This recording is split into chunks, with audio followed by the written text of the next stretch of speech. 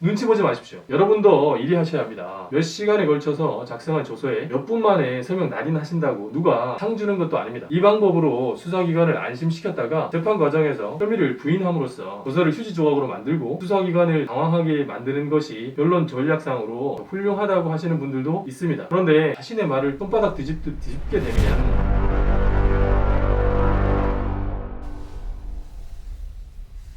안녕하십니까. 오늘은 조서만큼 중요한 것은 없습니다 라는 주제로 이야기 나눠볼까 합니다. 피의자 신문 조서는 피의자 신분으로 수사를 받을 때 수사기관에 의해 조사받은 내용이 기재된 조서를 말합니다. 재판에서 매우 중요한 증거가 되기 때문에 그 중요성을 아무리 강조해도 지나치지 않습니다. 그 중요성에도 불구하고 사람들은 조서 과정에 관해 잘 모르거나 어떻게 대응하는 것이 자신의 권리를 보호하기 위한 최적의 선택인지 알지를 못합니다. 오늘은 피의자 신문 조서 작성 시 유의사항 몇 가지 알아보도록 하겠습니다. 첫째, 진술 거부권은 신중하게 행사하시는 것이 좋습니다. 수사기관에서 진술 거부권이라는 것을 고지해 주기도 하고 영화에서 많이 보시기도 해서 수사기관에 대해 진술을 거부할 수 있는 권리가 있음은 잘 아실 겁니다. 문제는 앞뒤 안 가리고 무조건 진술을 거부했다가는 더 곤란해질 수 있기 때문에 신중하셔야 한다는 겁니다. 그야말로 그때그때 다른 건데 검찰 측에 혐의 사실을 입증할 만한 증거가 없는 상태에서 피의자로부터 자백을 받아내기 위한 조사라면 입을 다무는 것이 유리합니다. 반면에 검사가 압수물 분석을 통해 물적 증거를 확보했거나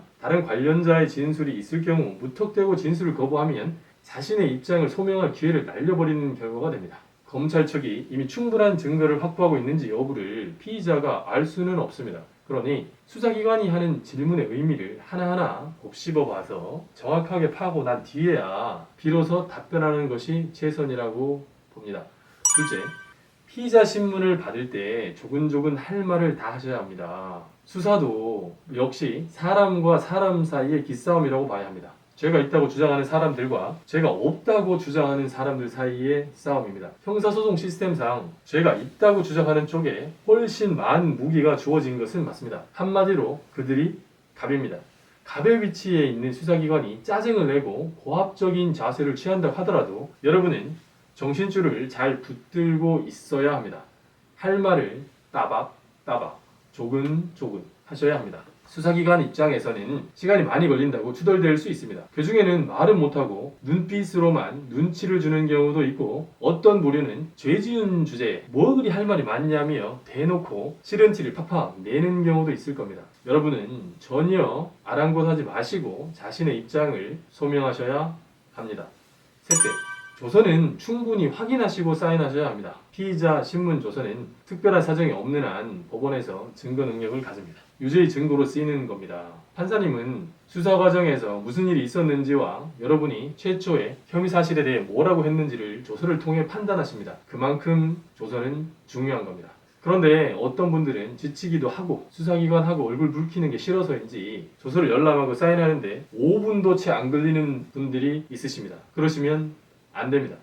여러분의 처절한 절규가 조서에 반영되게 하셔야 합니다. 피를 토하며 밝힌 해명이 피의자 신문 조서에 제대로 반영되었는지 확인하셔야 합니다. 전혀 반영되지 않았거나 전후 맥락을 다 잘라 먹어서 진위가 제대로 전달되지 않았다면 수정을 요구하셔야 합니다. 이 과정에서 시간이 얼마나 걸리든지 전혀 개의치 마십시오. 예전에 제가 한 사건 중에 이런 경우도 있었습니다.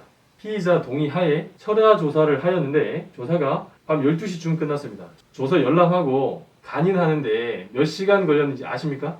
다 끝나고 나니 해가 돋고 있었습니다.